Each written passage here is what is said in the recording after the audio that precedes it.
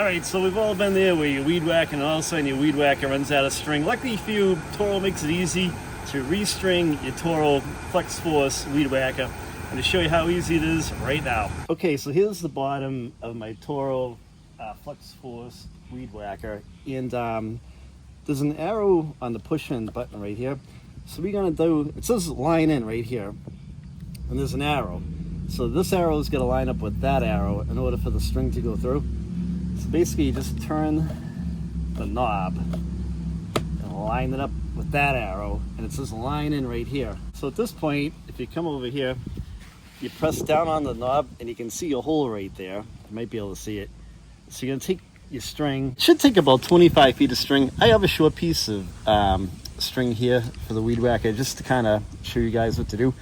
So basically you take your string, you push down on the knob and you line it up and you push your weed whacker string through, and then make sure it's even on both sides. Just pull it right through and kind of pull it up like this. So I'm even on both sides. Now if you take the knob, the arrows tell you the direction to turn it. So you start turning it, it'll automatically roll in and spool up the line. It will bring it in for you. So usually I get it right about there, and then once I get the weed whacker going, I tap it on the ground, it'll come out, and then you can continue on. We'll show you that.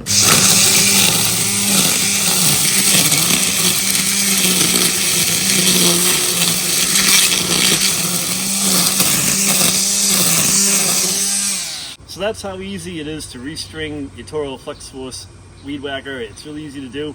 It'll take you all of a couple minutes. It took me probably like 30 seconds. They already had the string cut. Thanks for watching, guys. If you have a comment, leave a comment. I will reply back to you. And don't forget to subscribe to the channel. Take it easy.